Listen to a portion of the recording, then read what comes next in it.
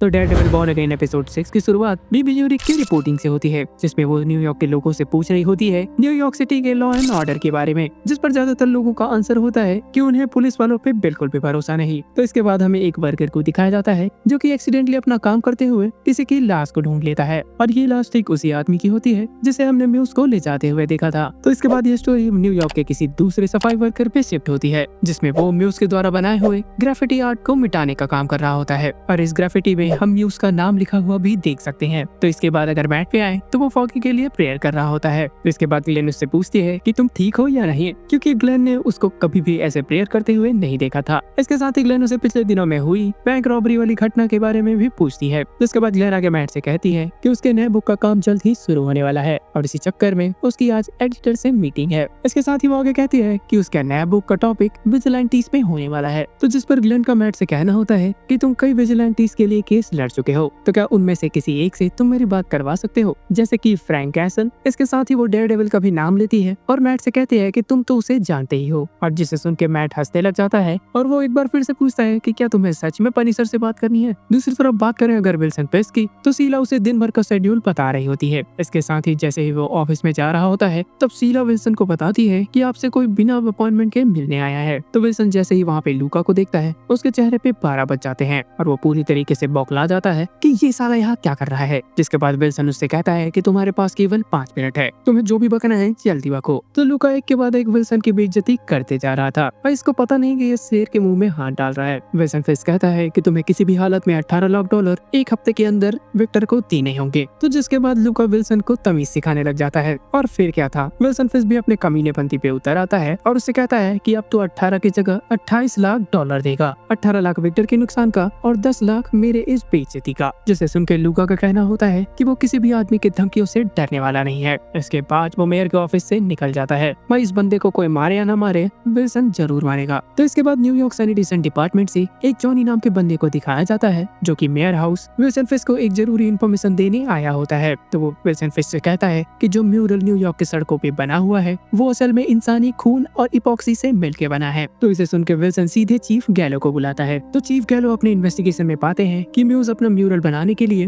पहले खून का इस्तेमाल करता है, और उसके बाद उसमें इपॉक्सी लगा देता है ताकि उसका म्यूरल किसी भी तरीके से खराब ना हो। तो चीफ गैलो अपने रिपोर्ट में बताते हैं कि टोटल सिटी में अब तक 12 म्यूरल मिले हैं, जिसमें से 18 लोगों के डीएनए पाए गए हैं, और उन हर म्यूरल में से 5 अलग अलग डीएनए प्रोफाइल पाए गए हैं, जिसका मतलब 5 × 12 60 आदमियों के बराबर खून यूज किया गया है। चीफ आगे ये भी कहते हैं कि हो सकता है कि ये म्यूरल्स उसके पुराने म्यूरल्स हो, और ऐसा भी हो सकता है कि वो नया म्यूरल बनाने के प्लानिंग में हो। जिसे सुन के फेस हंसने लगता है, और वहाँ पे मौजूद सब लोगों से कहता है कि अगर इसके बारे में हम किसी भी आदमी को आगाह करेंगे तो वो पहले से ही चौकन्ना हो जाएगा, जिसके बाद उसे पकड़ना और भी ज्यादा मुश्किल हो जाएगा। तो इसके बाद मैट और क्रिस्टीन एक दूसरे से केस के सिलसिले में बात कर रहे होते हैं, तभी वहाँ पे हेक्टर की नीस एंजेला भी पहुँच जाती है। तो इसके बाद अकेले में एंजेला मैट से कहती है कि उसके अंकल हेक्टर किसी चीज के बारे में पता लगा रहे थे। वो मरने से पहले किसी केस को सॉल्व कर रहे थे, जो केस जुड़ा है सीधे न्यूयॉर्क के मिसिंग हो रहे बहुत सारे लोगों से। तो ये सुन के मैट एंजेला को समझाने लगता है कि तुम ऐसे मामलों में मत पड़ो, वरना बहुत ही बड़ी मुसीबत में पड़ जाओगे। जिसे सुन के एंजेला कहती है कि आप मेरे थेरेपिस्ट बनने की कोशिश मत करो। तो यहाँ पे एंजेला कहना चाह रही थी कि उसके अंकल का मिशन किसी न किसी को तो कंप्लीट करना ही होगा। जाते जाते एंजेला मैट से कहती है कि वो सारी kidnappings old Q line railway track के पास हुई थी। तो इसके बाद हमें 2 लड़कियों को दिखाया जाता है, जो कि क्लब से निकल के एक सुनसान रास्ते से होकर जा रहे होते हैं। तभी वो देखते हैं कि एक बंदा दीवार पे कुछ ग्रेफिटी बना रहा है। तो वो दोनों उसके पास जाके उससे पूछते हैं कि तुम कहीं म्यूज तो नहीं, और अगर म्यूज हो तो हम तुम्हारा फोटो लेना चाहते हैं। तो उसके बाद म्यूज जैसे ही घूम के उसकी तरफ मुंह करता है, वो दोनों लड़कियां काफी डर जाती है। और इसके बाद क्या हुआ ये तो भाई आपको दिख ही रहा है। तो जिसके बाद हम विल्सन फिश को देखते हैं, जो कि लूका वाली पूरी की पूरी बात वेनेसा को बता रहा होता है। वो कहता है कि लूका के विक्टर को पैसे देने का कोई इरादा नहीं, और यहीं पे विल्सन फिश एक लेजेंडरी डायलॉग मार देता है। वो कहता है कि इंसान की जरूरत पता करो, या तो वो चीज उसे दे दो या तो मत दो, दोनों ही केस में वो पूरी तरीके से गुलाम बन जाएंगे। तो जिसके बाद फिश और वेनेसा न्यूयॉर्क के बड़े बड़े लोगों को एक पार्टी में बुलाते हैं, जहाँ पे वो न्यूयॉर्क के बड़े बड़े कामों के लिए उनसे पैसे ले सके,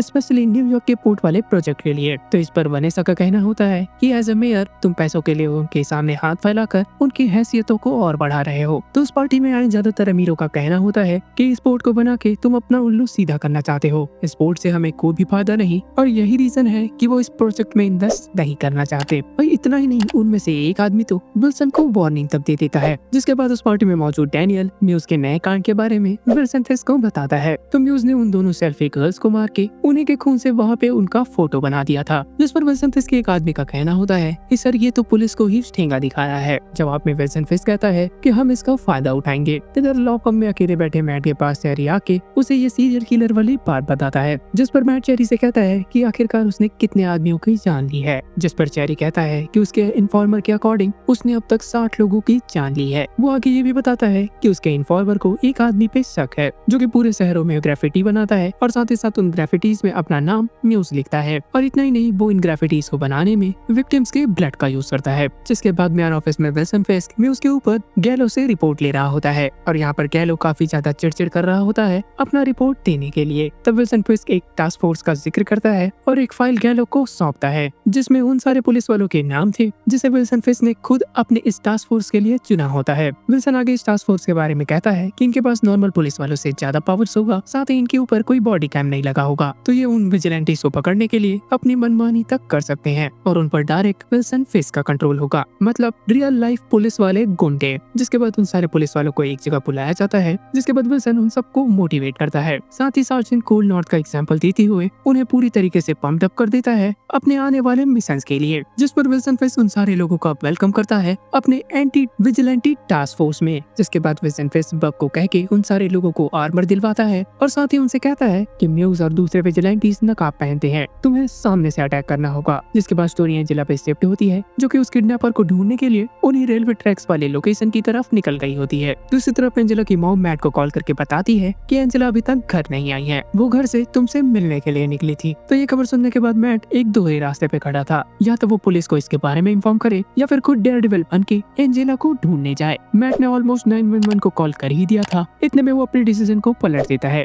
वो अब सीधे अपने सीक्रेट हाइड आउट पे जाता है और डेयरडेविल का कॉस्ट्यूम पहन के एंजेला को ढूंढने के लिए निकल जाता है। फाइनली डेयरडेविल इज बैक और इधर हमें म्यूज को दिखाया जाता है जिसने एंजेला को पकड़ लिया है, तो जिसे वो अपने हाइड आउट में लेके जाता है ताकि वो उसका भी ब्लड निकाल सके। तो जिसके बाद वो एंजेला का ब्लड निकालने वाला प्रोसेस चालू कर देता है और इधर हमें विल्सन फिस्क को दिखाया जाता है जो कि एक बड़ी सी एक्स लेके सीधे एडम के पास जाता है, जिसे देख के एडम काफी डर जाता है। ऑब्वियसली भाई कोई भी डर जाएगा इस सीन से। तो जिसके बाद वो अपने बचपन के बारे में बताता हुआ वो एक्स सीधे एडम के पास फेंक देता है, तो वो एक्स मिलते ही एडम सीधे फिस्क पे अटैक कर देता है और इसके बाद हमें विल्सन फिस्क का फुल ऑन रेज मोड देखने को मिलता है। वो एडम को पटक पटक के इतने जोर जोर से और इतने ब्रूटल तरीके से मारता है कि इसे देख के ही वो दर्द फील हो जाता है। और यहाँ से हम ऑफिशियली कह सकते हैं कि किंगपिन अब वापस आ चुका है। और यहाँ पे ध्यान देने वाली बात ये है कि उसने अभी तक एडम को जान से नहीं मारा है। तो दूसरी तरफ आए अगर डेयरडेविल पे, तो वो भी अपना डेयरडेविल का सूट पहन के एंजेला को ढूंढने के लिए निकल चुका होता है और इधर म्यूज भी एंजेला का खून निकालना चालू कर चुका था। और तभी म्यूज को किसी के आने की भनक लगती है, तो म्यूज जैसे ही ट्रेन ट्रैक्स पे जाके देखता है कि कोई आ तो नहीं रहा, उतने में उधर से डेयरडेविल दौड़ता हुआ आ रहा होता है। और यहाँ पे भी हम डेयरडेविल के लिए कह सकते हैं कि डेयरडेविल इज बैक, मतलब कि किंगपिन और डेयरडेविल दोनों ही अपने पुराने अवतार में वापस आ चुके हैं। Now back to the story. तो डेयरडेविल म्यूज की तबीयत से धुलाई करता है जिसमें म्यूज के जीतने का चांस ही नहीं होता। म्यूज दिमाग तो अच्छा लगा सकता है मगर डेयरडेविल के सामने लड़ नहीं सकता, तो डेयरडेविल म्यूज को मार मार के ऑलमोस्ट अधमरा कर देता है। तो म्यूज का चैप्टर इस एपिसोड में क्लोज करके मैट सीधे डेयरडेविल सीधे एंजेला के पास जाता है जो कि उस वक्त बेहोश होती है। तब मैट ट्राई करता है उसे होश में लाने का और यहाँ पे एंजेला भी डेयरडेविल को देख के काफी शॉक होती है और यहाँ पे एंड हो जाता है डेयरडेविल बॉर्न अगेन का एपिसोड 6। तो गाइस आई होप आपको ये वीडियो पसंद आया होगा और अगर पसंद आया तो हमारे चैनल दी सुपर न्यूज स्टेशन को सब्सक्राइब करें और इस वीडियो को लाइक करें। मैं जल्दी आपके लिए और भी ऐसे वीडियोस लाते रहूंगा, तो जिसे आप मिस नहीं करना चाहते तो हमारे इस चैनल को सब्सक्राइब करने के साथ साथ वो बेल आइकन भी दबाना ना भूलना, जिससे मेरे वीडियोस की नोटिफिकेशन सबसे पहले पहुंचे आप तक। तो ऐसे मैंने और भी बहुत सारे वीडियोस बना के रखे हैं जिसका लिंक आपको डिस्क्रिप्शन बॉक्स में मिल जाएगा। तो this is Nikhil Yadav and signing off.